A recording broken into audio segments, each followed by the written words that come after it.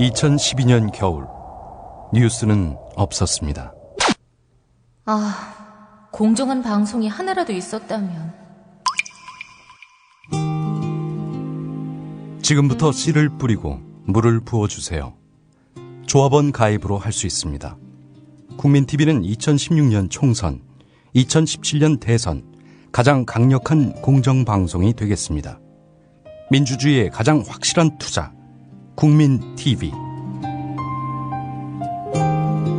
포털 사이트에서 미디어 협동조합 국민TV를 검색하세요.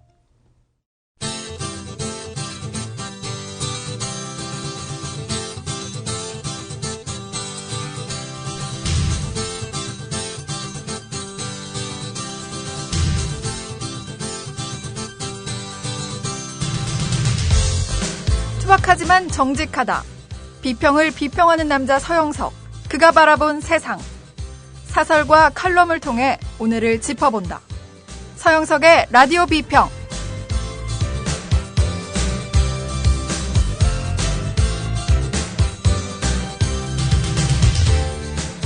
네, 오늘 4월 19일입니다.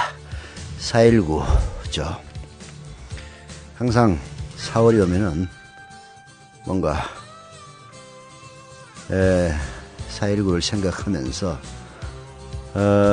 세월이 지나면은 참 우리의 이 자유로운 삶의 계기를 줬던 사건들도 결국은 자라는 세대들에게는 잊혀지는구나 하는 그런 느낌을 받아서 씁쓸합니다. 현대사 교육을 외면하는 정권, 좋은 정권 아니죠. 함께하고 계신 방송은 정치평론가 서영석 미디어 협동조합 이사가 진행하는 라디오 비평입니다. 자, 오늘 뉴스들을 보니까요, 이게 오마이뉴스에서 뭐 단독 해가지고 기사가 나가지고 일부 신문들도 많이 받았었는데, 문재인 돕지 않은 책임, 김한길, 김두관이 또 크다. 한겨레 신문 제목은 김한길, 김두관도 크다라고 되어 있는데, 실제로는 김한길이 제일 크고 김두관이 2등입니다. 이 이야기는 사실 지난 4월 11일 정치토크 제26화에서 제가 했던 얘기입니다. 4월 11일 날 했는데 이제 4월 19일 날 기사가 나오네요. 물론 제가 아주 자세하게 얘기는 하진 않았습니다. 만약에 국민TV 라디오에 뉴스 보도 기능이 있었다면은 특종 해가지고 보도를 했을 건데, 그래서 사실 정치토크 26화에 제목도 일부러 안 달았어요. 제목도 딴 제목을 달았습니다. 그랬더니 이게 신문에 나오는데 딱 일주일 이상 걸리네요. 이번에는 이제 아주 자세하게 나왔으니까 설명을 해드리겠습니다. 이게 더 웃기는 거는 말이에요. 조금 이따 얘기를 할게요. 대선 경선에 출마한 손학규, 정세균 전 대표, 김두관 전 경남지사, 지난해 6월 당대표 경선에 출마해 2등을 한 김한길 의원 등 4명을 평가 대상으로 제시해서 당내 후보 경선이나 당대표 경선에 출마했던 고위 지도자들이 문재인 후보를 도와 대선 승리를 하는데 얼마나 열심히 노력했다고 생각하느냐라고 물었거든요. 예. 그게 제대로 돕지 않은 1등이 누구냐라고 이제 쉽게 물어봤더니 김한길이 46.2점으로 1등이었고 김두관이 43.5점으로 2등이었고 손학규가 41점으로 3등, 그다음에 정세균 전 대표가 13.5점으로 꼴찌를 차지했는데 거꾸로 정세균 전 대표가 가장 협조적이었다, 그런 얘기입니다. 문제는 이런 사실을 숨겼다는 데 있죠. 예. 뭐 문재인이 뭐 책임 있고 뭐 문성근이 책임 있고 한명숙이 책임 있고 어쩌고 저쩌고 이런 거는 다 밝혀놓고 제일 지금 그 오사 전당대회에서 가장 유력하다는 김한길 의원, 문재인에게 가장 비협지적인 사람 중에 한 명이었다는 거 아닙니까? 예, 이런 것들은 살짝 숨기는 그 대선 평가의 보고서를 주도한 위원장이 바로 한상진 씨고요. 그 양반은 안철수 자문을 했던 사람으로 알려져 있습니다. 예. 그리고 김한길 의원은 안철수에게 러브콜을 보내고 있고요. 참 잘하는 집구석입니다. 네. 낸실행이라고 뭐 저는 달력 화보집으로만 접한 그런 사람인데, 낸실행이 그 BBC라고 영국 공영방송의 초청으로 팝아트 공연을 하려고 했는데, 이 수구 꼴통들이 BBC 홈페이지 가가지고 하도 욕을 해가지고 결국은 그게 취소가 됐다. 그런 기사가 들어있네요. 낸실행. 우리 국민TV 라디오에서 진행자로 모셔야 될 분 아닌가 하는 그런 생각이 들어서 소개를 해드렸습니다. 4월 24일 재보궐선거가 치러지는데요. 노원병, 영도 이런 데서 치러지죠. 영도는 뭐 김무성이가 아주 압도하고 있다고 그럽니다. 근데 노원병에서 뭐 사람들이 관심을 안 기울였더니 역시 안철수가 압도하고 있네요. SBS 여론조사를 했는데 안철수 후보가 51.2%로 새누리당의 허준영 후보의 27.9%에 비해서 훨씬 앞서고 있다는 그런 조사 결과가 나왔다고 합니다. 95% 신뢰 수준에 표본오차는 플러스 마이너스 3.7%포인트고요. 4월 14일부터 17일까지 나흘 동안 각 선거구의 유권자 700명을 대상으로 한 조사라고 합니다. 그런데 눈에 띄는 대목은 바로 이 대목입니다. 새누리당 지지자 중 28.6%가 안철수 후보를 지지하는 것으로 조사됐다는 것이죠. 네. 새누리당 지지자들이 많이 지지한답니다. 사실 뭐 이건 안철수 후보에게 욕은 아니에요. 새누리당의 지지자들 중에서 많은 사람들이 안철수 후보를 지지했다는 점, 바로 이런 것들이 사실은 뭐 김한길 의원이라든지 민주당 내부의 이른바 친 안철수파들이 안철수의 경쟁력으로 내세우는 중요한 이유 중에 하나입니다. 사실은 말하자면 안철수가 후보가 되면은 새누리당의 표를 많이 갖고 올 수 있기 때문에 더 유리하다 이런 건데요. 뭐 선거 아니라 우리 세상일이라는 것은 역사에는 가정이 없는 거죠. 했다면 이런 건 소용없는 건데요. 뭐 그럴듯해 보이는 주장이면서도 또 반면에 그로 인해서 마이너스가 될 표를 생각하면은 어떤 것이 더 유리할까 계량하기가 쉽지는 않죠. 다만 저는 그렇게 생각합니다. 안철수가 후보가 됐을 때 오는 새누리당 표가 정말로 그 정도 있다면은 안철수가 후보가 되는 게 더 나았을 거라고요. 그러나 그런 사람들이 실제 안철수가 후보가 되면은 그만큼 지지하지 않는다는 점, 또 그로 인해서 마이너스가 될 수 있는 표가 있다는 점, 이런 걸 감안하면은 과연 안철수가 후보가 됐을 때 승리할 수 있을 것인지, 승리할 수 있었을 것인지 여전히 의문인 것이죠. 그러나 뭐 여하튼 안철수 후보는 지난 대선에서 예선 탈락을 했을 뿐 본선에서 도전을 하지 않았습니다. 문재인 의원은 본선에서 도전을 해가지고 3%포인트라는 아슬아슬한 차이이긴 합니다만은 적고, 이런 점들이 어쩌면은 안철수 후보에게는 더 유리한 점인지도 모르죠. 본선에서 붙어가지고 진 사람과 안 진 사람은 또 다른 거니까요. 예. 그래서 저는 그 안철수 후보와 문재인 의원이 둘 다 국회의원이 돼가지고 앞서거니 뒤서거니 하면서 차기 대통령 후보를 서로 1, 2등을 다투는 그런 구도가 됐으면 제일 좋겠어요. 그리고 본인은 직접 대선에 출마할 것인지 출마하지 않을 것인지 말도 안 하고 있는 박원순 서울시장이 내년 지방선거에서 다시 서울시장에 재선된 뒤에 역시 자천 타천의 대통령 후보로서 안철수 문재인 두 선두 그룹을 바짝 쫓아가는 이른바 3파전 구도를 만든다면은 이제는 새누리당 여권에게 더 이상 희망이 없습니다. 예.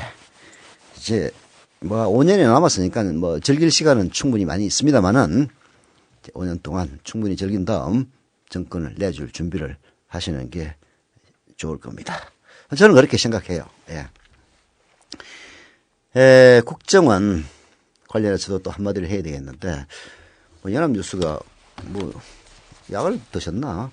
오늘 미디어다움 톱뉴스에 보면요, 연합뉴스 발로 경찰 고위청이 국정원 사건의 축소와 은폐를 지시했다 라고 폭로해서 파문일고 있다는 기사를 실었습니다. 12시 정오뉴스 때, 김용민의 정오뉴스 때 뭐 상세한 뉴스가 달라질 것이기 때문에 제가 얘기하지는 않겠습니다만은, 이 기사를 보면요, 진짜 그 서울 경찰청에 있는 분들, 박근혜 당선인 1등 공신들이더라고요. 참나. 이러니 이게 공정한 경쟁이었느냐 의문이 생기지 않을 수 없는 노릇이죠. 예. 국정원.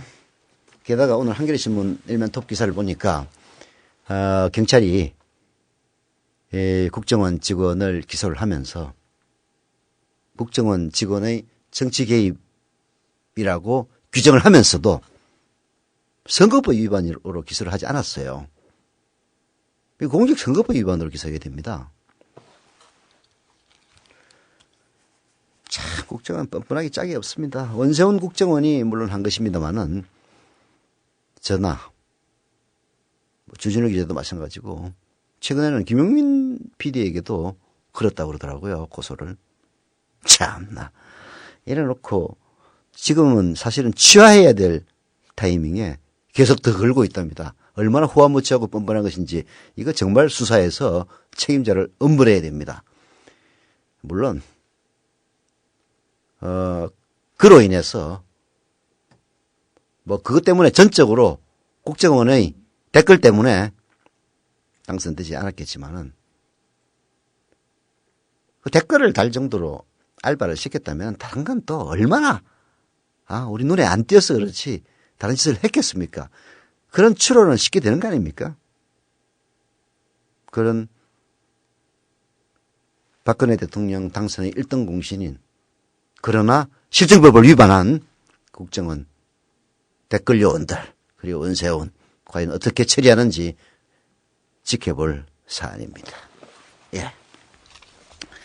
자, 오늘 서영석의 라디오 비평에서 선정한 첫 번째 칼럼은 뭐 제가 일면식은 없습니다만은 한겨레신문 도쿄 특파원을 하고 있는 정남구 기자의 칼럼입니다.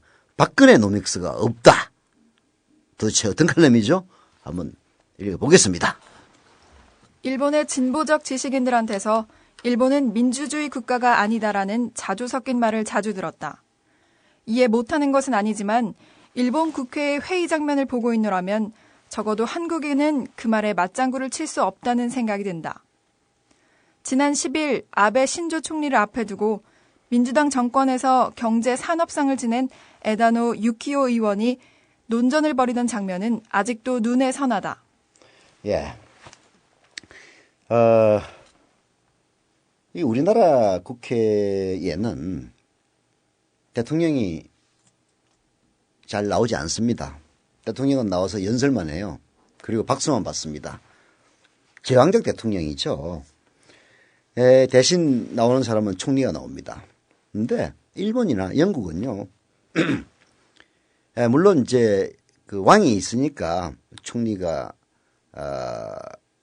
왕을 대신해서 마치 통치하는 그런 모양새를 취하고 있지만은 총리가 결국은 의원 내각제니까 선거로 뽑힌 사람이라 다름없지 않습니까?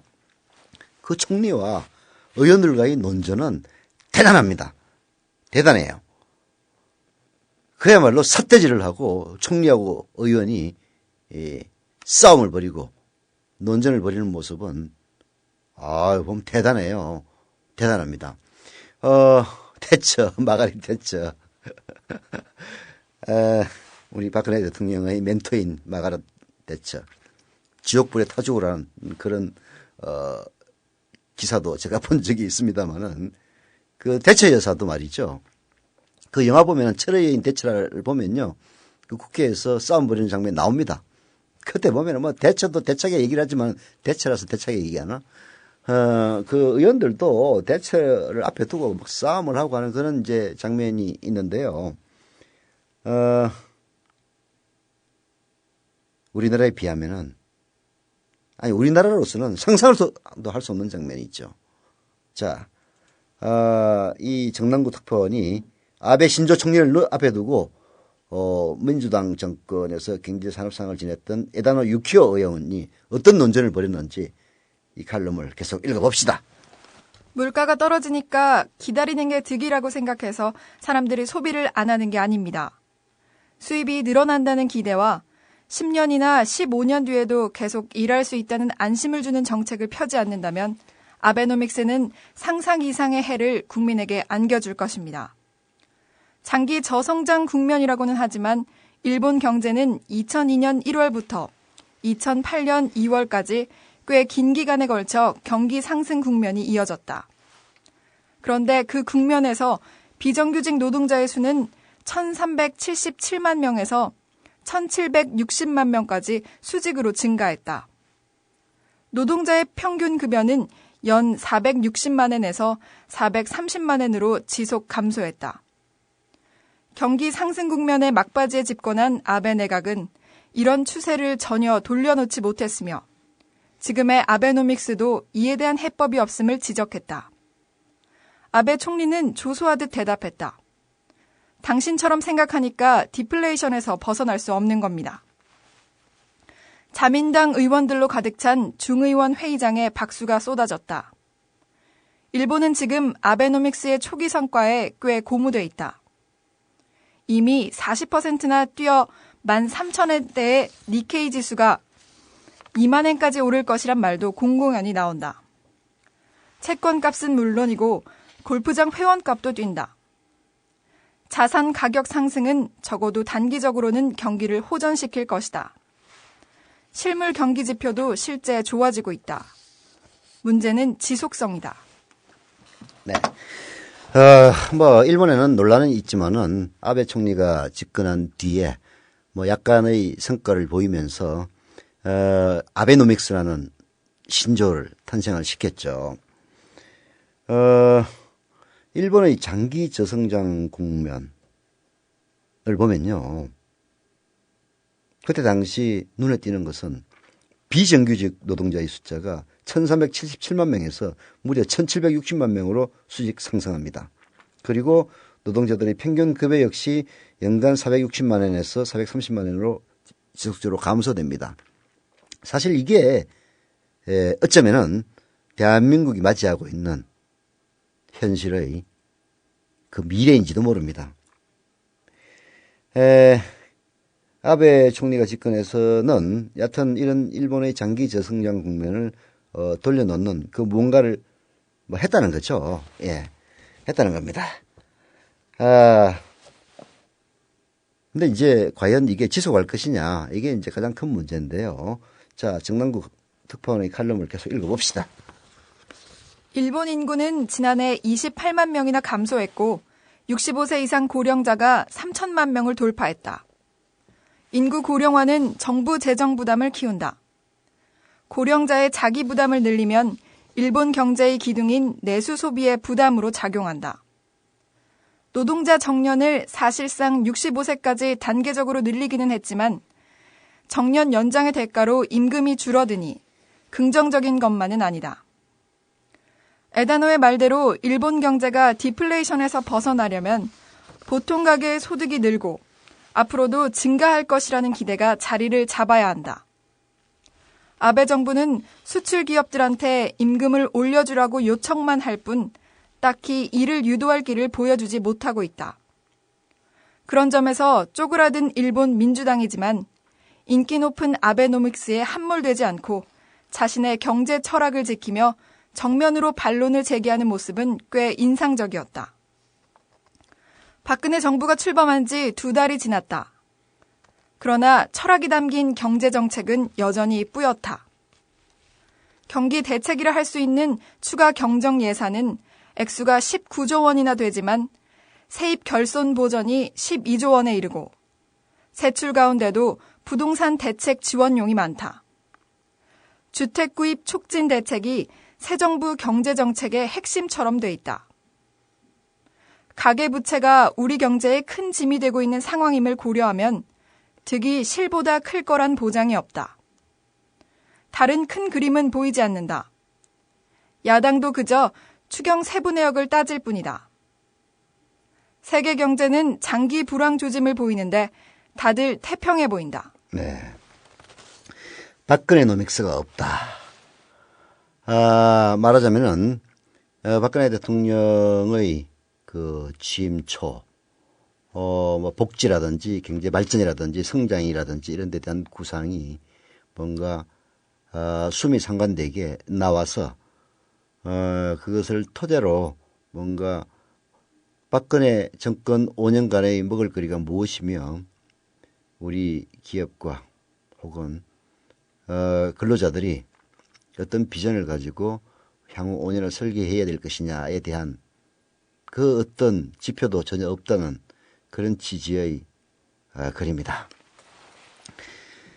사실 이제 일본의 그 장기 불황, 장기 저성장이 이제 우리가 앞으로 가야 될 길인지도 모르죠. 오늘 그 조선일보의 양상훈 기자가 쓴 칼럼 에도 보면은 그런 우려가 묻어나고 있어요.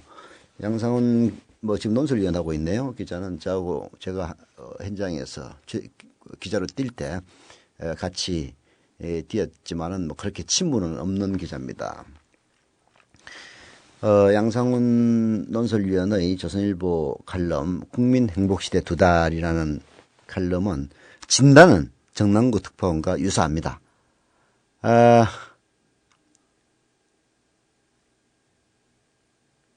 뭐냐? 국민행복시대 2달은 이미 끝나고 이제는 국민불행시대가 기다리고 있다. 뭐 그런 얘기예요. 그래서 그거를 국민불행시대가 올 것이라는 두려움 이것을 불식시키려면 경제를 다시 성장시키는 수밖에 없다. 그래서 경제 성장에 대통령과 장관들이 매일 잠 못 이루는 밤을 보내야 된다. 뭐 이런 식으로 나름대로 충고를 해놨는데요. 맞는 얘기죠. 성장 엔진을 불을 붙여야 됩니다.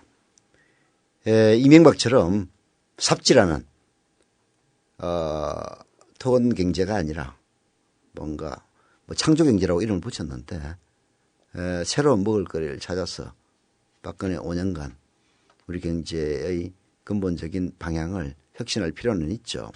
하지만 그에 못지않게 중요한 것은 대기업과 중소기업 간의 날이 갈수록 커져만 가는 격차, 이른바 기업의 양극화예요. 이건 부의 양극화는 이미 계층 양극화는 이미 이제 진행돼 가지고 아주 고황, 천석 고황이 다 됐고 이제 기업들마저도 몇몇 살아남는 기업과 그리고 99%의 망하는 기업으로 이루어지는 이런 아주 골 때리는 상황으로 가고 있다는 얘기죠. 이런 것들을 근본적으로 혁신하고 획파를 해야 됩니다. 그리고 1%에게 집중되어 있는 99%의 부, 이런 비극과 불행이 생기지 않도록 부의 분배와 그리고 경제의 균형을 생각해야 될 때가 됐는데 과연 성장 제일주의자들이 아무리 성장을 지켜본들 그 부를 재벌이나 극히 소수의 부자들이 다 가져간다면 도대체 성장이 무슨 의미가 있느냐 이런 이야기죠.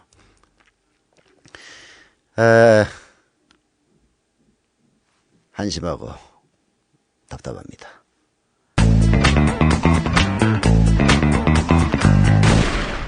네, 이거 뭐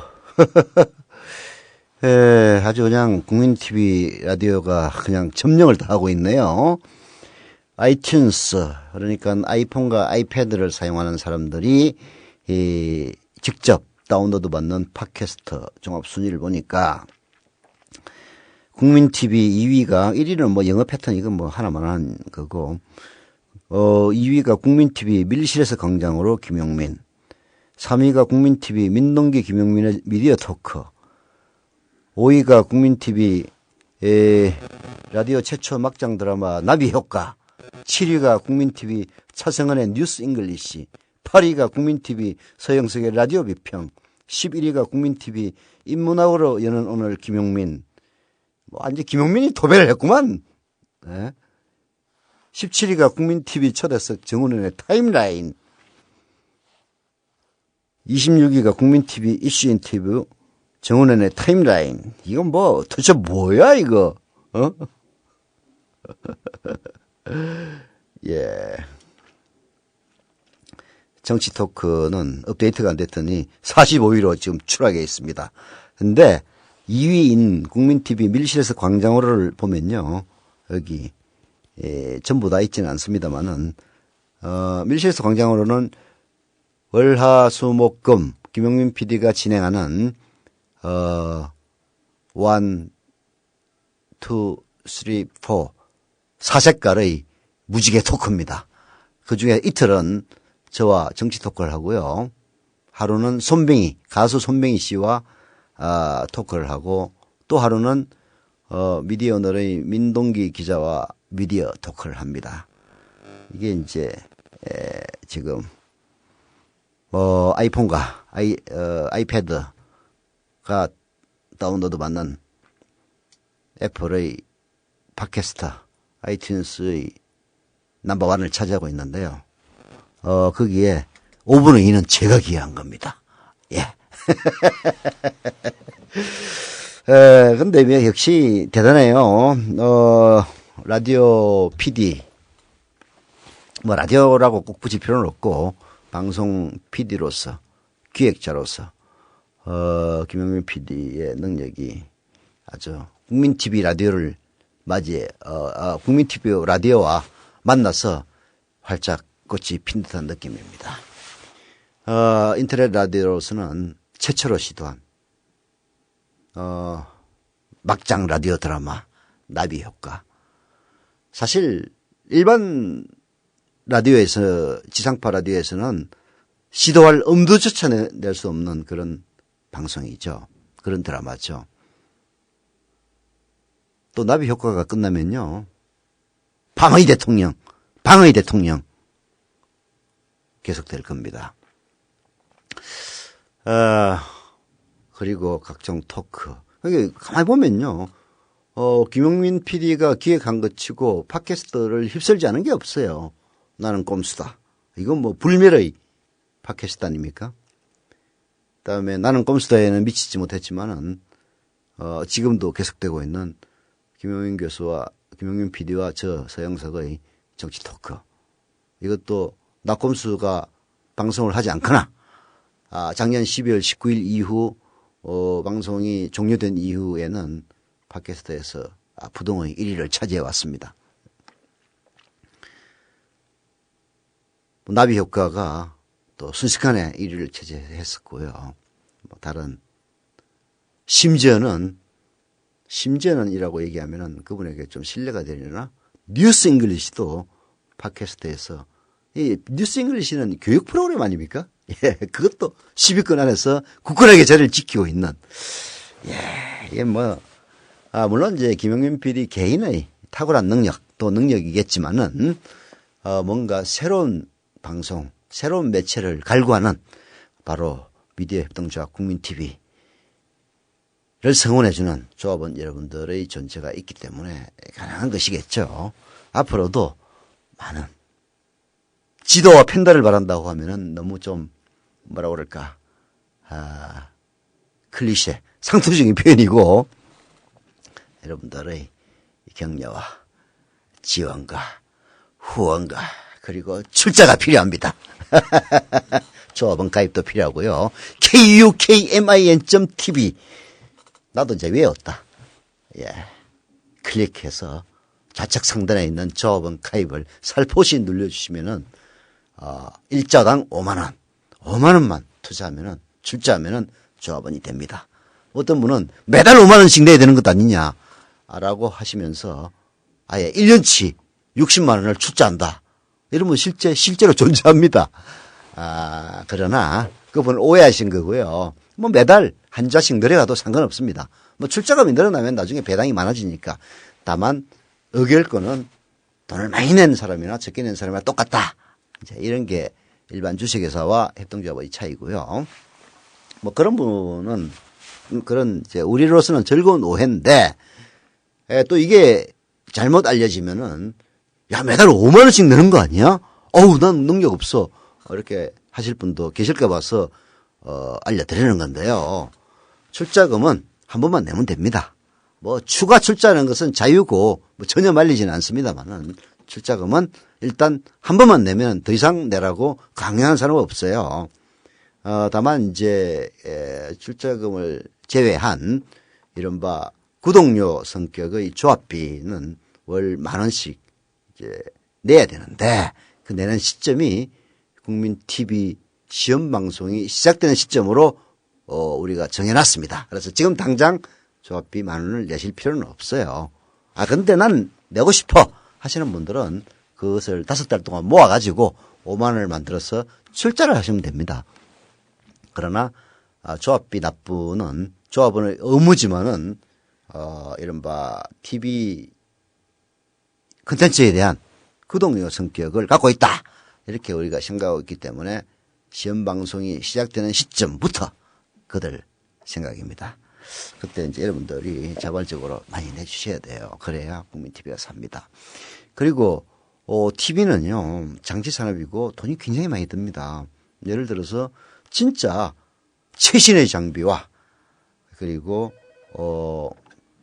뭐라 그럴까 좀 저렴한 인건비를 통해서 1시간짜리 프로그램을 제작하는데도요 1시간짜리 프로그램을 주 1회 한 달에 4번 정도 납품하려면은 우리가 비용해야 될 최소 비용이 월 1억 원 정도 됩니다. 그만큼 월 1억 원이에요. 월 1억 원이라 하면 10,000명이 조합원 10,000명이 내는 월 구독료와 동일한 돈입니다. 그 돈 받아봤자 4시간 방송밖에 못해요. 그만큼 TV는 돈이 많이 드는 사업입니다. 그래서 저희들도 아주 조심스럽게 돈이 적게 드는 라디오부터 지금 시작하고 있는데요. 라디오 하기 위해서 국민 TV 한 건 아닙니다. 라디오도 충분히 의미가 있고 또한 인터넷 시대에 새로운 그 오디오 매체로서 그 잠재력 충분히 있고 저희들도 국민 TV 라디오 키워 나갈 것입니다만은 우리 애초 설립 목적 자체가 국민 TV 라디오를 만든 건 아니었거든요. 국민 TV를 만들자는 게 우리 목표입니다. 그래서 국민 TV를 만들려면 많은 돈이 필요하고 그 많은 돈은 여러분들이 많은 사람들이 조합에 가입할 때 비로소 가능해지는 겁니다. 이런 점들을 감안하셔서 KUKMIN.TV 국민TV 홈페이지에 접속하셔서 조합원 가입을 부탁을 드리겠습니다. 그리고 그동안 출자금 저희들이 그 조합의 법인 계좌가 만들어지지 않았을 때 출자를 약속하셨던 분들도 이제 법인 계좌가 무려 6개 은행의 계좌가 개설되어 있습니다. 그래서 출자금을 납입해 주시사 하는 그런 부탁을 드립니다. 그런 돈들 우리 허투루 쓰지 않기 위해서 정말 2중, 3중의 감시 체제와 또 감시가 또 맞는 건 아니에요. 에도 불구하고 또 쓸 돈은 쓸 수 있는 그런 참 바람직한 의사결정 체제를 갖고 있습니다. 저도 뭐 주식회사의 대주주 오너로서 언론사를 경영해 본 경험도 있는데요. 국민TV의 사업이사로 참여를 하면서 정말 좋은 경험 많이 합니다. 사람들이 이런 합의제에 의해서도 충분히 뭔가를 키우고 발전시킬 수 있는 그런 잠재력을 충분히 볼 수가 있구나. 걱정하지 마시고 부탁을 드리겠습니다. 자, 하나 더 하죠. 한겨레신문의 사설 국정원 정치 개입 수사 이제 시작이다.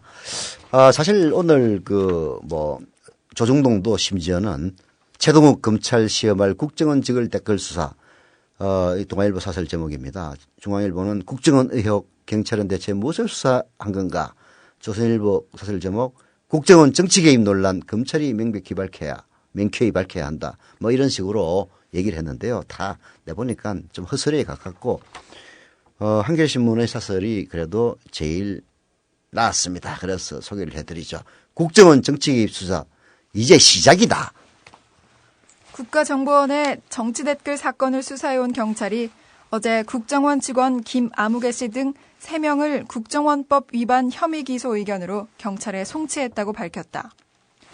지난해 대선 때 여직원 인권 침해라고 주장하던 박근혜 당시 후보와 새누리당의 주장과 달리 정치 관여 혐의를 확인한 것은 의미가 있다.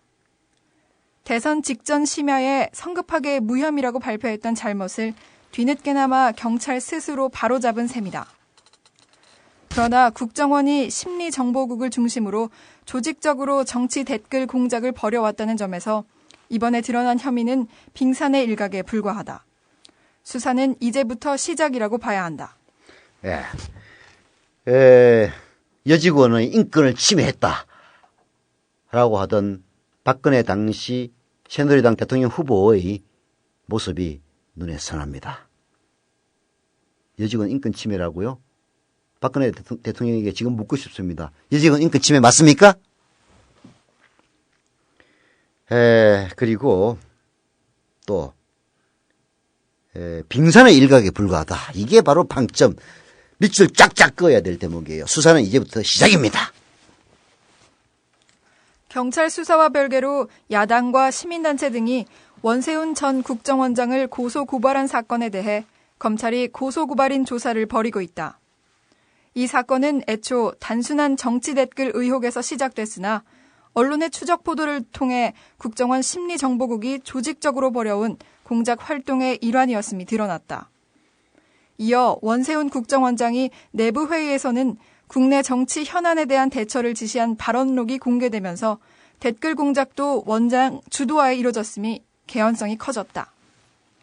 그동안 국정원은 북한이 선동지령을 하다라면 고참 및 종북 세력이 대정부 투쟁에 나서고 인터넷을 통해 허위 주장을 확대 재생산하는 현실에 적극 대처하도록 지시한 것이라고 반박하며 북한 요원 1명이 생산한 콘텐츠를 종북 세력 9명이 퍼나른다는 이른바 1대 9대 90 이론까지 들고 나왔다.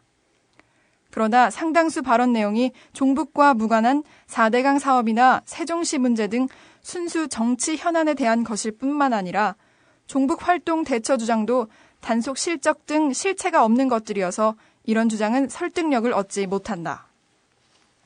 앞으로 검찰 수사는 국정원 내부에서 이뤄진 정치 개입 공작의 실체를 드러내는 것은 물론 이런 활동을 누가 어떤 목적으로 기획했는지 밝혀내는 데 초점이 맞춰져야 한다. 특히 원 국정원장이 청와대 주례보고를 통해 이명박 대통령과 정기적으로 만나왔다는 점에서 심리정보국 활동이 이 대통령에게 보고됐는지도 밝혀져야 한다. 네. 국정원 진짜 후한무치한 집단이었어요.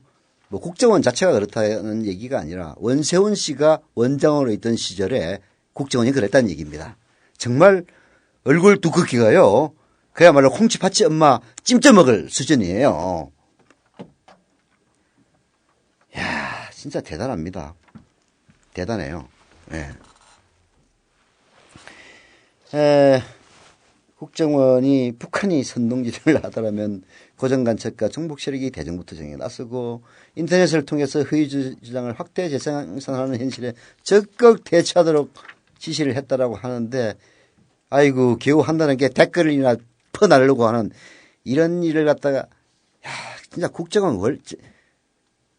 월급 아까워요. 월급 아까워. 국민 세금으로.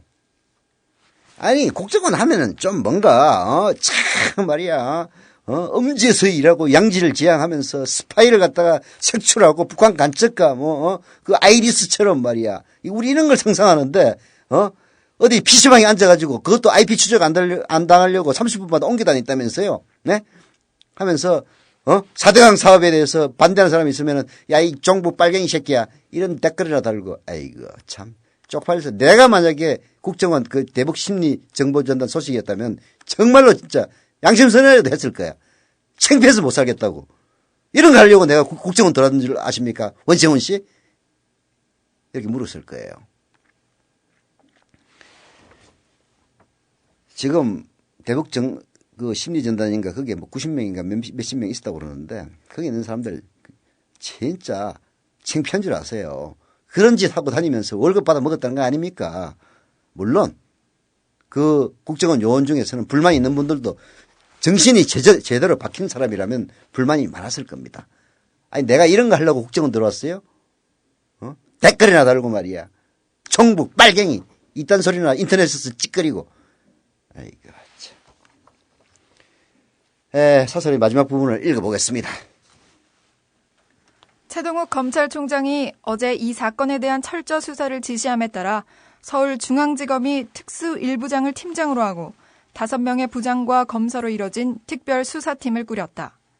특별수사팀은 이 사안의 중요성을 명심하고 어떤 외압에도 흔들리는 일 없이 성역 없이 파헤쳐야 한다. 특히 여야가 검찰 수사 뒤 국정조사를 벌이기로 합의한 점을 고려하면 시일이 촉박하다. 6월 19일로 끝나는 선거법 공소시효를 고려하면 지체할 시간이 없다. 지체할 시간이 없습니다. 자, 서영석의 라디오 비평 오늘 순서 여기서 마치겠습니다. 내일 다시 뵙죠. 내일이 아니지. 월요일 날 다시 뵙겠습니다.